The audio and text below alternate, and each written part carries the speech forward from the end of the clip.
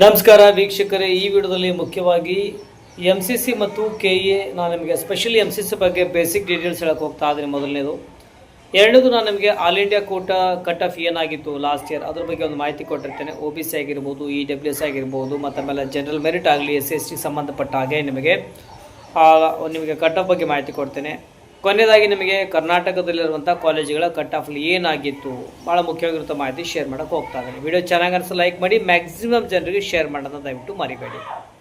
ಮೊದಲನೇದು ಹೇಳಬೇಕು ಅಂದರೆ, ನಿಮ್ಮೆಲ್ಲರಿಗೂ ಗೊತ್ತಿರುವ ಹಾಗೆ NMCಲಿಂದ ಆಲ್ರೆಡಿ ಒಂದು ಸ್ಕೆಡ್ಯೂಲ್ ಬಂದಿರುವಂಥದ್ದು. ಓಕೆ, ಸೊ ಹಾಗಾಗಿ 21ನೇ ತಾರೀಕಿನಿಂದ MCC ರೌಂಡ್ ಸ್ಟಾರ್ಟ್ ಆಗುತ್ತೆ ನಮ್ಮ ಹತ್ರ ಸ್ಟೇಟಲ್ಲಿ. ಆ್ಯಕ್ಚುಲಿ 30 ಜುಲೈ ಸ್ಟಾರ್ಟ್ ಆಗಬೇಕು ನಮ್ಮ ಹತ್ರ.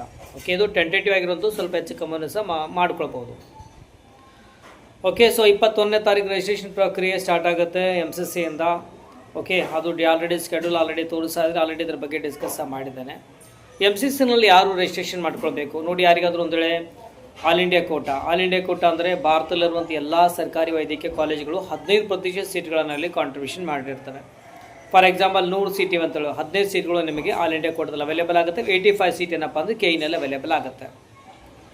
ಬೇರೆ ರಾಜ್ಯಗಳಲ್ಲಿ ನಿಮಗೆ ಗೌರ್ಮೆಂಟ್ಸ್ ಕಾಲೇಜ್ಗಳಲ್ಲಿ ಸಹ ಪಾರ್ಟಿಸಿಪೇಟ್ ಮಾಡಬೇಕಿತ್ತು ಅಥವಾ ನಮ್ಮ ಹತ್ರ ಮಾಡಬೇಕಿತ್ತು ಅಂದರೂ ಸಹ ನೀವು MCCನಲ್ಲಿ ಬೇಕಾದರೆ ಪಾರ್ಟಿಸಿಪೇಟ್ ಮಾಡ್ಬೋದು. ಓಕೆ, ಕಟ್ ಆಫ್ ಬಗ್ಗೆ ಮಾಹಿತಿ ಕೊಟ್ಟಿದ್ದೀನಿ, ಅದರ ಅನುಗುಣವಾಗಿ ನೀವು ಮಾಡ್ಕೊಳ್ಬೋದು. ಫೈನ್. ಮತ್ತು ಆಮೇಲೆ ಡೀಮ್ಡ್ ಯೂನಿವರ್ಸಿಟಿ ಅಂತ ಬರುತ್ತೆ. ಡೀಮ್ಡ್ ಯೂನಿವರ್ಸಿಟಿಯಲ್ಲಿ ಯಾರಿಗೆ ಹೈಯರ್ ಪೇಮೆಂಟ್ ಅಂದರೆ ಮಿನಿಮಮ್ ಇರೋದು 20 ಲ್ಯಾಕ್ವರೆಗೂ ಫೀ ಮಿನಿಮಮ್ ಇರುತ್ತೆ. ಅದ್ರ ಬಗ್ಗೆ ನಿಮಗೆ ಡೀಟೇಲ್ ಪೇಮೆಂಟ್ ಬಂದಾಗ ಹೇಳಿರ್ತೇನೆ. ಯಾರಿಗೆ ಕಡಿಮೆ ಸ್ವಲ್ಪ ಅಂಕಗಳಿದ್ದು ಸಹ ನೀವು ರೆಡಿ ಇದ್ದರೆ ಭಾರತದಲ್ಲಿರುವಂಥ ಡೀಮ್ಡ್ ಯೂನಿವರ್ಸಿಟಿ 100% MCC ಮುಖಾಂತರ ಫಿಲ್ ಆಗುತ್ತೆ. ಹೈಯರ್ ಪೇಮೆಂಟ್ ಇರೋದು ಮ್ಯಾನೇಜ್ಮೆಂಟ್ ಅಂತಲ್ಲಿ ಯೂಸಲಿ ವರ್ಡ್ ಯೂಸ್ ಮಾಡ್ತಾರೆ. ಓಕೆ, NRI ಸೀಟ್ ಮುಖಾಂತರ ಆಗಿರ್ಬೋದು ಅಥವಾ ಜನರಲಿ ನೀವೇನಪ್ಪ ಅಂದರೆ ಈ ಒಂದು ಸೀಟನ್ನು ಪಡ್ಕೊಳ್ಬೋದು. MCCನಲ್ಲಿ ಯಾರಿಗಾದರೂ ಅಂದರೆ ಡೀಮ್ಡ್ ಯೂನಿವರ್ಸಿಟಿ ಅಂಡರ್ ಹೋಗಬೇಕಾದ್ರೆ MCCನಲ್ಲಿ ರಿಜಿಸ್ಟ್ರೇಷನ್ ಮಾಡ್ಕೊಳ್ಬೇಕಾಗತ್ತೆ. ಅರ್ಥ ತಿಳ್ಕೊತಾರೆ. ಅಥವಾ ಏಮ್ಸ್ ಆಗಿರ್ಬೋದು, ಜಿಪ್ಮರಲ್ಲಾಗಲಿ ನೀವು ಒಂದೆಲ್ಲ ಸೀಟ್ ಬೇಕಾಗಿತ್ತು ಅಂದರೂ ಸಹ ನೀವು MCCನಲ್ಲಿ ರಿಜಿಸ್ಟ್ರೇಷನ್ ಮಾಡಿ ನೀವು ಟ್ರೈ ಮಾಡ್ಬೋದು. ಓಕೆ, ಕ್ಲಿಯರ್ ಆಯ್ತು ಅನ್ಕೋತಾ ಇದ್ದೀನಿ. ಮತ್ತು ಕನ್ಫ್ಯೂಸ್ ಆಗಬೇಡ್ರಿ. MCCನಲ್ಲಿ ಮಾಡಬೇಕಂದ್ರೆ ಆಲ್ ಇಂಡಿಯಾ ಕೋಟಾ ನಮ್ಮ KEನಲ್ಲಿ ಮಾಡಬಾರ್ದಾ, ಈ ರೀತಿ ಕನ್ಫ್ಯೂಷನ್ ಇರುತ್ತೆ. ಇದು ವಿದ್ಯಾರ್ಥಿ ಇಂಟ್ರೆಸ್ಟ್ ಮೇಲೆ ಡಿಪೆಂಡ್ ಆಗಿರುವಂಥದ್ದು. ನೀವು MCCನಲ್ಲಿ ಪಾರ್ಟಿಸಿಪೇಟ್ ಮಾಡ್ಬೋದು, KEನಲ್ಲಿ ಪಾರ್ಟಿಸಿಪೇಟ್ ಮಾಡ್ಬೋದು, ಅಥವಾ MCCನಲ್ಲಿ ಮಾತ್ರ ಪಾರ್ಟಿಸಿಪೇಟ್ ಮಾಡ್ಬೋದು, ಅಥವಾ KEನಲ್ಲಿ ಮಾತ್ರ ಪಾರ್ಟಿಸಿಪೇಟ್ ಮಾಡ್ಬೋದು. ನೀವು ಎಲಿಜಿಬಲ್ ಇದ್ದೀರಾ, ಎರಡೂ ಕಡೆ ಬೇಕಾದರೆ ಸ್ವಿಚ್ ಆಗ್ಬೋದು. ನಿಮಗೆ ಯಾವುದೇ ರೀತಿ ಕನ್ಫ್ಯೂಷನ್ ಆಗೋದಿಲ್ಲ. ಮೊದಲು MCC ರೌಂಡ್ ಆಗಿ ನಂತರ KE ಆಗುತ್ತೆ, ಮತ್ತು MCC ರೌಂಡ್ ಸೆಕೆಂಡ್ ರೌಂಡ್ ಆಗಿ KE ಸೆಕೆಂಡ್ ರೌಂಡ್ ಆಗುತ್ತೆ. ಈ ರೀತಿ ಆಲ್ಟರ್ನೇಟಿವ್ ಆಗಿರುವಂಥದ್ದು. ನಿಮಗೆ ಯಾವುದೇ ರೀತಿ ಕನ್ಫ್ಯೂಷನ್ ಆಗೋದಿಲ್ಲ. ಬೇಕಾದ ಎರಡು ಕಡೆ ನೀವು ಪಾರ್ಟಿಸಿಪೇಟ್ ಮಾಡ್ಬೋದು ನಿಮ್ಮ ಒಂದು ರ್ಯಾಂಕಿಂಗ್ ಆಧಾರದ ಮೇಲೆ. ಓಕೆ, ಸಿಗ್ತೇಯಪ್ಪ ಅಂದರೆ ಅಲ್ಲಿ ನೀವು ಮಾಡ್ಕೊಳ್ಬೋದು.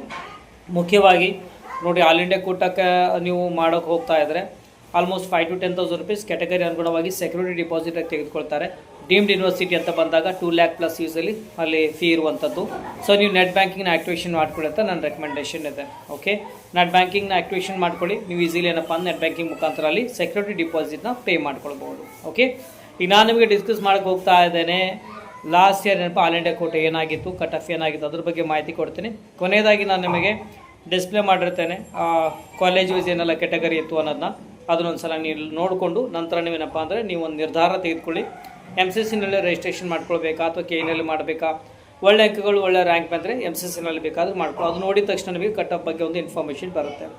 ಓಕೆ, ಸೊ ಮತ್ತೆ ಹೇಳ್ತಾ ಇದ್ದೀನಿ, SC/ST ಆಗಲಿ, OBC ಆಗಲಿ ಮತ್ತು general merit all India quota ಮುಖಾಂತರ ಎಲ್ಲ ಕಡೆಯೂ ಅಪ್ಲಿಕೇಬಲ್ ಆಗುತ್ತೆ. ಫೈನ್. ಸೊ ನಾನು ತೋರಿಸ್ತೇನೆ, ಚೆಕ್ ಮಾಡ್ಕೊಳ್ಳಿ.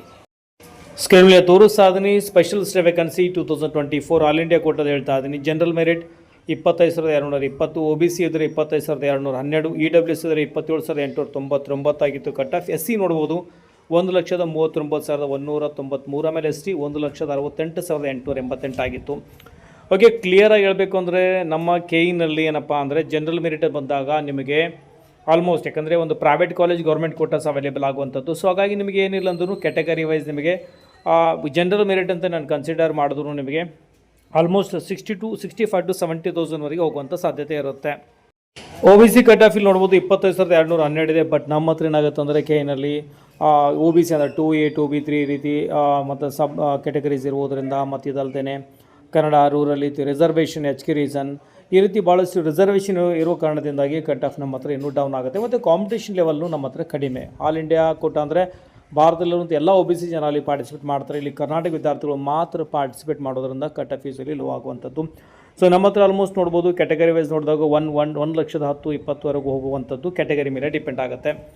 ಓಕೆ, ಸೊ SC ಮತ್ತು ST ನೋಡ್ಬೋದು. ಇಲ್ಲಿ 1,39,193 ST 1,68,888 ಇದೆ.